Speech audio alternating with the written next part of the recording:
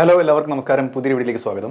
നമുക്കിന്ന് ഈ വീഡിയോയിലൂടെ എക്സ്പെൻഡിച്ചർ മെത്തേഡിലൂടെ എങ്ങനെയാണ് നാഷണൽ ഇൻകം കണക്കാക്കുന്നത് എന്ന് മനസ്സിലാക്കാം.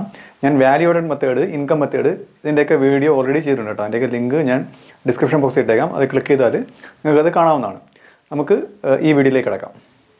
എക്സ്പെൻഡിച്ചർ മെത്തേഡ്, ഇത് പേര് സൂചിപ്പിക്കുന്ന പോലെ തന്നെ എല്ലാ എക്സ്പെൻഡിച്ചേഴ്സും നമ്മൾ കാൽക്കുലേറ്റ് എടുക്കുമ്പോഴാണ് ഇതിൻ്റെ ടോട്ടൽ എക്സ്പെൻഡിച്ചർ കിട്ടുന്നത്. അതായത് this method measures national income as sum total of final expenditures incurred by households, പിന്നെ business firms, government and foreigners. അതായത് ഞാൻ ഇപ്പോൾ പറഞ്ഞ 4 സെക്ടേഴ്സിൻ്റെ, അതായത് ഹൗസ് ഹോൾഡ് സെക്ടറിൻ്റെ, ബിസിനസ്, ഗവൺമെൻറ്, ഫോറിനേഴ്സ്, ഇവരെല്ലാവരെയും കൂടെ ഫൈനൽ എക്സ്പെൻഡിച്ചർ കാൽക്കുലേറ്റ് ചെയ്യുമ്പോഴാണ് ആ ടോട്ടൽ എക്സ്പെൻഡിച്ചർ കിട്ടുന്നത്. ഓക്കെ, അപ്പം this total final expenditure is equal to gross domestic product at market price. പ്രത്യേകം മനസ്സിലാക്കുക, ഈ എക്സ്പെൻഡിച്ചർ എല്ലാം കൂടെ നമുക്ക് കൂട്ടുമ്പോഴത്തേക്ക് GDP ആണ് കിട്ടുന്നത്. ഓക്കെ, അത് മനസ്സിലിട്ടേക്കുക. അപ്പം sigma final expenditure is equal to GDP.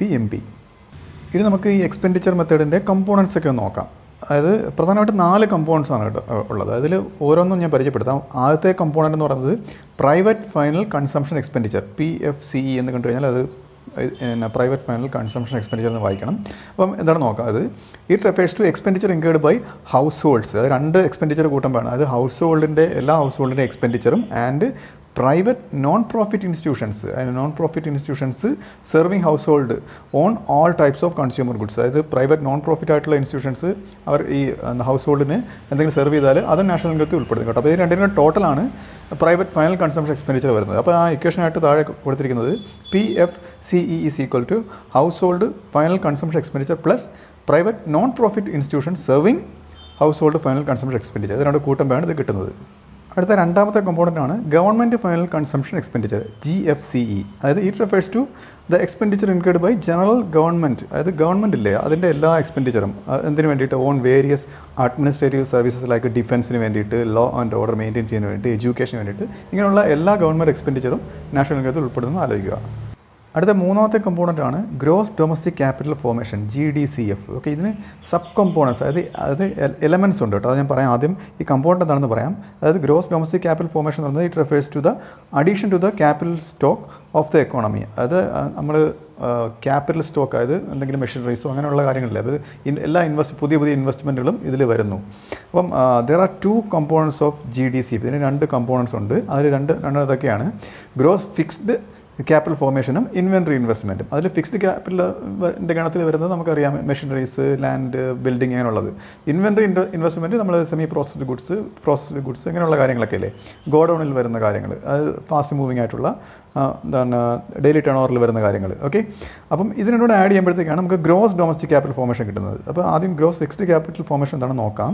Expenditure incurred on purchase of fixed assets, മനസ്സിലായില്ലേ. അപ്പം GFCF gross fixed capital formation is equal to, അതിൽ 2 എണ്ണം വരുന്നുണ്ട് കേട്ടോ. അത് ഗ്രോസ് ഫിക്സ്ഡ് ക്യാപിറ്റൽ ഫോർമേഷൻ, അത് ഡിപ്രീസിയേഷനോടെ കൂട്ടുമ്പോഴാണ് ഗ്രോസ് എന്ന വാക്ക്, അവിടെ G എന്ന വാക്ക് വരുന്നത്. അപ്പം അതിന് ഡിപ്രീസിയേഷൻ എടുത്ത് കളഞ്ഞു കഴിഞ്ഞാൽ അത് നെറ്റ് ആവത്തില്ലേ. അപ്പം ഈ നെറ്റ് ഫിക്സ്ഡ് ക്യാപിറ്റൽ ഫോർമേഷനും ഡിപ്രീസിയേഷനും ആഡ് ആകുമ്പോഴാണ് ഗ്രോസ് ഫിക്സഡ് ക്യാപിറ്റൽ ഫോർമേഷൻ ഉണ്ട്. അതിൻ്റെ ഒരു സബ് കമ്പോണൻ്റ് ആണ് കേട്ടോ. അപ്പം GFCF gross fixed capital formation is equal to net fixed capital formation plus depreciation ആണെന്ന് ആലോചിക്കുക. ഓക്കെ, ഇനി അടുത്ത ഇൻവെൻട്രി ഇൻവെസ്റ്റ്മെൻറ്റ് ഞാൻ പറഞ്ഞു കഴിഞ്ഞു. നമ്മൾ പറയാം. ഇപ്പോൾ എന്താണ് physical change in the stock of raw material physical change. It is calculated as the difference between the closing stock and the opening stock of the year. അതായത് closing stock minus opening stock എടുക്കുമ്പോഴാണ് ഈ inventory investment കിട്ടുന്നത്. Okay, അപ്പോൾ ഇതൊക്കെ അതിൻ്റെ sub component ആയിട്ട് വരും. Expenditure മെത്തേഡിലെ 4ാമത്തെ component ആണ് നെറ്റ് എക്സ്പോർട്ട് എന്ന് പറയുന്നത്. അതായത് എക്സ്പോർട്ട് മൈനസ് ഇമ്പോർട്ട്. അതാണ് ഞാൻ X-M എന്ന് ബ്രാക്കറ്റ് ഇട്ടേക്കുന്നത്. അതായത് it refers to the difference between export and imports of a country during a period of 1 year. അതായത് ഒരു വർഷത്തിനുള്ളിൽ നടന്ന എല്ലാ എക്സ്പോർട്ടിൻ്റെയും ഇമ്പോർട്ടിൻ്റെയും ഡിഫറൻസ്. അതിൽ മനസ്സിലാക്കേണ്ട കാര്യം, ആദ്യം എക്സ്പോർട്ടാണ് എഴുതുന്നത് കേട്ടോ. അതായത് എപ്പോഴും എക്സ്പോർട്ടിൽ നിന്നാണ് ഇമ്പോർട്ട് കുറയ്ക്കുന്നത്. X-M ആണ്, എക്സ്പോർട്ട് മൈനസ് ഇമ്പോർട്ടാണ്. ഓക്കെ, ഇനി ഈ ചിത്രം നോക്കുക. ഞാൻ ഇത്രയും നേരം പറഞ്ഞ എല്ലാ കമ്പോണൻസ്, ആ മെയിൻ കമ്പോണൻസ് 4 എണ്ണവും അതിൻ്റെ സബ് കമ്പോണൻസുമാണ് കൊടുത്തിരിക്കുന്നത്. അതായത് ഈ ഒറ്റ നോട്ടത്തിൽ മനസ്സിലാക്കാൻ വേണ്ടിയിട്ടാണ് ഇത് കൊടുത്തേക്കുന്നത് കേട്ടോ. അപ്പം ഞാൻ ആ കൊടുത്തേക്കുന്ന ആ മെയിൻ ബോക്സിലെ 4 മെയിൻ കമ്പോണൻസ് എല്ലാം കൂടെ കൂട്ടുമ്പോഴാണ് നമുക്ക് GDP കിട്ടുന്നതെന്ന് കൊടുത്തിട്ടുണ്ട്. ഓക്കെ, ഇനി നമുക്ക് സ്റ്റെപ്സ് ഓഫ് എക്സ്പെൻഡിച്ചർ മെത്തേഡ് നോക്കാം. അതായത് സ്റ്റെപ്പ് 1 എന്ന് പറയുന്നത് identify the economic units incurring final expenditure. അതായത് എല്ലാ ഫൈനൽ എക്സ്പെൻഡിച്ചർ ഇൻകർ ചെയ്യുന്ന എല്ലാ എക്കണോമിക്സ് യൂണിറ്റുകളും തിരിച്ചറിയുക. സ്റ്റെപ്പ് 2 എന്ന് പറയുന്നത് ക്ലാസിഫിക്കേഷൻ ഓഫ് ഫൈനൽ എക്സ്പെൻഡിച്ചർ. അതായത് private final consumption expenditure, government final, ഇങ്ങനെ ക്ലാസിഫൈ ചെയ്തിട്ട് അതിനെല്ലാം കൂടെ ടോട്ടൽ എടുക്കണം. അതാണ്. അപ്പം എന്താണ് നമുക്ക് കിട്ടുന്നത്? GDP MP ആണ് കിട്ടുന്നത്. അപ്പോൾ എങ്ങനെ ഇക്വേഷനായിട്ട് പറയാം? GDP MP is equal to PFCE, ഞാൻ പറഞ്ഞു കഴിഞ്ഞു, private final consumption expenditure plus GFCE, government final consumption expenditure plus GDCF, gross domestic capital formation plus net export, അതായത് X - M. ഇത്രയും കാര്യങ്ങൾ ആഡ് ചെയ്യുമ്പോൾ GDP MP കിട്ടുന്നു. അടുത്ത സ്റ്റെപ്പ് 3 എന്ന് പറയുന്നത് കാൽക്കുലേറ്റ് ഡൊമസ്റ്റിക് ഇൻകം. അതായത് NDP-FC ആണ് ഡൊമസ്റ്റിക് ഇൻകം എന്ന് നമുക്കറിയാം. അപ്പോൾ ഞാൻ നേരത്തെ പറഞ്ഞ GDP MPയോട് എന്ത് മൈനസ് ചെയ്യുമ്പോഴാണ് ഡിപ്രീസിയേഷനും നെറ്റ് ഇൻഡയറക്റ്റ് ടാക്സും കുറയ്ക്കുമ്പോഴാണ് നമുക്ക് ഡൊമസ്റ്റിക് ഇൻകം കിട്ടുന്നത്. അപ്പം NDP-FC അഥവാ domestic income is equal to ഞാൻ മുകളിലുള്ള GDP MPയിൽ നിന്ന് GDP MP minus depreciation minus net indirect taxes. Okay, അടുത്ത 4ാമത്തെ സ്റ്റെപ്പാണ് estimate net factory income from abroad. അത് NFIയും കൂടെ ഇതിലൂടെ ആഡ് ചെയ്യുമ്പോഴാണല്ലോ നാഷണൽ ഇൻകത്തിലേക്ക് എത്തുന്നത്. അപ്പം ടു അറൈവ് നാഷണൽ ഇൻകം. അപ്പം NNP-FC അഥവാ national income is equal to തൊട്ട് മുകളിലെ NDP-FC പ്ലസ് NFIA. ഓക്കെ, ഞാനിപ്പോൾ പറയുന്ന 4 സ്റ്റെപ്പുകളും എളുപ്പത്തിൽ മനസ്സിലാക്കാനാണ് ഈ ചിത്രം കൊടുക്കുന്നത്. അപ്പോൾ എക്സ്പെൻഡിച്ചർ മെത്തേഡിന് എന്താണ് ആദ്യത്തെ 4 കമ്പോണൻസൂടെ കൂട്ടുമ്പോഴത്തേക്ക് നമുക്ക് എന്ത് കിട്ടുന്നു? GDP MP കിട്ടുന്നു. അതിനോട് ഡിപ്രീസിയേഷനും നെറ്റ് ഇൻഡയറക്റ്റ് ടാക്സും കുറയ്ക്കുമ്പോഴത്തേക്ക് ഡൊമസ്റ്റിക് ഇൻകത്തിലേക്ക് എത്തുന്നു. അതിനോട് NFI ആഡ് ചെയ്യുമ്പോഴത്തേക്ക് നാഷണൽ ഇൻകം എത്തുന്നു. ഇനി നമുക്ക് എക്സ്പെൻഡിച്ചർ മെത്തേഡിലൂടെ നാഷണൽ ഇൻകം കാൽക്കുലേറ്റ് ചെയ്യുന്ന ഒരു കാൽക്കുലേഷൻ പരിചയപ്പെടാം. ഓക്കെ, അതായത് ഇത്രയും കമ്പോണൻസ് ആണ് തന്നിരിക്കുന്നത്. അപ്പോൾ ഇത് എല്ലാം കോടിയിലാണ് തന്നിരിക്കുന്നത്, ഇൻ ക്രോഡ്സ് ആണ്. ഓക്കെ, അപ്പോൾ നമുക്ക് ആദ്യം തൊട്ട് ഏറ്റവും മുകളിൽ തൊട്ട് നോക്കാം. അത് ഏതൊക്കെ എടുക്കണം ഏതൊക്കെ എടുക്കണ്ട എങ്ങനെ നോക്കാം. ഏറ്റവും മുകളിൽ കോമ്പൻസേഷൻ ഓഫ് എംപ്ലോയീസ് ആണ്. കോമ്പൻസേഷൻ ഓഫ് എംപ്ലോയീസ് ഇൻകം മെത്തേഡിൽ വരുന്നതാണ്. നമുക്ക് ഇതിൽ എക്സ്പെൻഡിച്ചർ മെത്തേഡിലെ കമ്പോണൻ്റ് അല്ല, അതുകൊണ്ട് അത് എടുക്കണ്ട.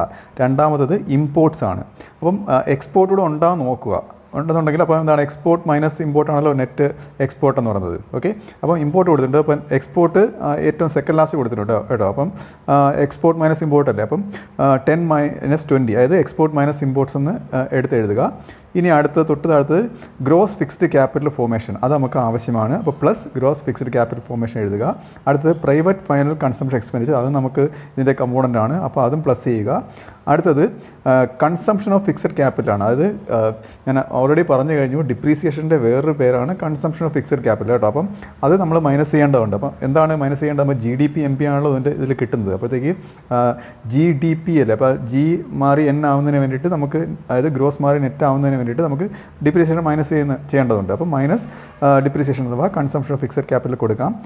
തൊട്ടടുത്തെന്ന് പറയുന്നത് net factory income from abroad, അതായത് net factory income from abroad നമ്മൾ ആഡ് ചെയ്യണം അല്ലേ. അപ്പോൾ plus net factory income from abroad കൊടുക്കണം. തൊട്ടടുത്തത് ഇൻഡയറക്റ്റ് ടാക്സ്. അപ്പം നെറ്റ് ഇൻഡയറക്റ്റ് ടാക്സ് നമ്മൾ മൈനസ് ചെയ്യേണ്ടതുണ്ട്. അപ്പം ഇത് ഇൻഡയറക്റ്റ് ടാക്സ് മൈനസ് സബ്സിഡീസ് ആണ് നെറ്റ് ഇൻഡയറക്റ്റ് ടാക്സ് അല്ലേ. അപ്പോഴത്തേക്ക് ഇൻഡയറക്റ്റ് ടാക്സ് ഇവിടെ കൊടുത്തിട്ടുണ്ട്, സബ്സിഡീസും ഉണ്ട്. അപ്പം ഇൻഡയറക്റ്റ് ടാക്സ് മൈനസ് സബ്സിഡീസ് എന്ന അത് അത് നമ്മൾ മൈനസ് ചെയ്യേണ്ടതുണ്ട്. ഓക്കെ, പിന്നെ പറയുന്നത് ചേഞ്ച് ഇൻ സ്റ്റോക്കാണ്. ചേഞ്ച് ഇൻ സ്റ്റോക്ക് നമ്മൾ ആഡ് ചെയ്യുകയാണ്. ഓക്കെ, പിന്നെ ഗവൺമെൻറ് ഫൈനൽ കൺസംപ്ഷൻ എക്സ്പെൻഡിച്ചർ ഇതിൻ്റെ ഒരു കമ്പോണൻ്റ് ആണ്. അപ്പോൾ അത് നമ്മൾ എന്ത് ചെയ്യുന്നു? ആഡ് ചെയ്യുന്നു. അപ്പോൾ അതിന് തൊട്ട് മുമ്പ് വന്ന റെൻറ്റ് നമ്മൾ എടുക്കത്തില്ല. അത് നമ്മുടെ എക്സ്പെൻഡിച്ചർ മെത്തേഡിലെ കമ്പോണൻ്റ് അല്ലാത്തതുകൊണ്ട് ഇത് എടുക്കത്തില്ല. ഓക്കെ, അപ്പോൾ ഇങ്ങനെ ഒരു ഫോർമേഷൻ കിട്ടും. ഇനി ഇതിൻ്റെ എല്ലാ വാല്യൂസ് നമുക്ക് എഴുതി കൊടുക്കാം. എക്സ്പോർട്ട് മൈനസ് ഇമ്പോർട്ട്, അതായത് 10 - 20 plus gross fixed capital formation 120, പിന്നെ 550 - 10 പ്ലസ് 20 മൈനസ് 100 - 20 പ്ലസ് 20 പ്ലസ് 60. ഇതെല്ലാം കാൽക്കുലേറ്റ് ചെയ്ത് എടുക്കുമ്പോഴത്തേക്ക് നമുക്ക് 670 കോടി രൂപ എന്ന് കിട്ടുന്നു. അപ്പോൾ ഈ വീഡിയോ നിങ്ങൾക്ക് മനസ്സിലായെന്ന് വിശ്വസിക്കുന്നു. അടുത്ത വീഡിയോയിലൂടെ മറ്റൊരു വിഷയമായി വീണ്ടും കാണാം.